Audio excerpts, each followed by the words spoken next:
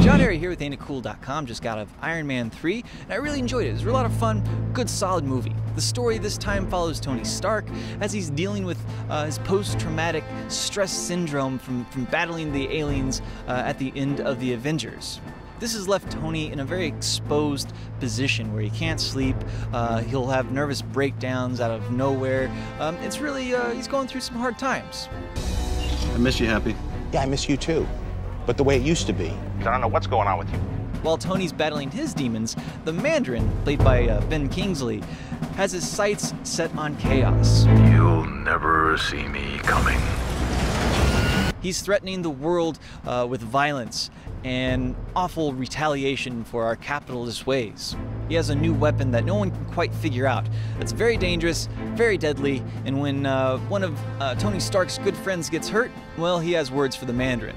And on the off chance you're a man, here's my home address. 10880 Malibu Point, 90265. I'll leave the door unlocked.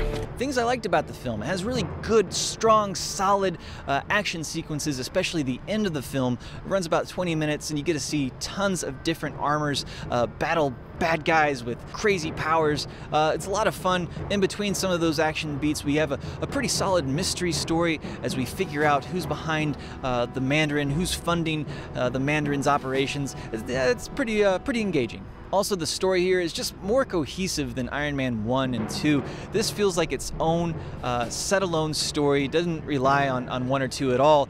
Coming into it, you don't need to see those movies. You understand who these characters are pretty quick and what their relation is to each other. Shane Black writes some great dialogue for Robert Downey Jr. to spew out of his mouth.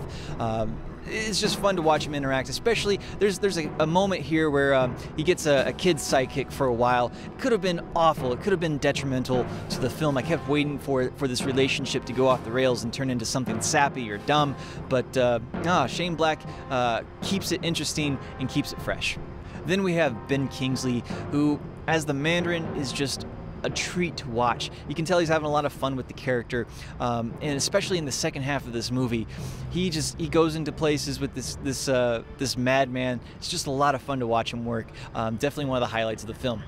As far as things I didn't like about the film, I feel like Shane Black was holding back a little bit, and I think a lot of that has to do with the kid-friendly nature of the movie and it being a Marvel big-release tentpole movie.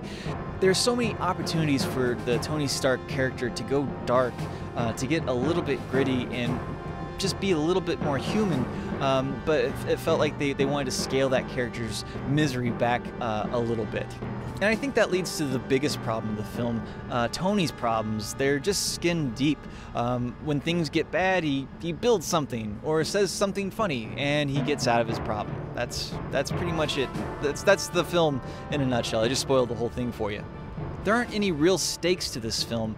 Whenever Tony starts to get a PTSD attack, well, he just coils up in a ball and it'll go away, or he starts thinking about building something and he's miraculously healed, or he puts Pepper Potts in danger again with no thought given to her safety, and he makes a phone call to her. Hey, sorry babe, sorry I almost got you killed, no big deal, we're still cool, right? I have to protect the one thing that I can't live without.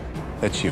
There are no ramifications to his poor behavior, so by the end of this film, when he's supposed to have learned his lessons, I don't know if he's really learned anything at all. At least nothing that he hadn't already learned in Iron Man 1 or Iron Man 2.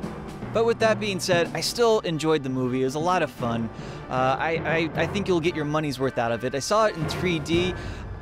Didn't really add much to the movie, so if you want to save yourself a couple bucks, don't worry about the 3D.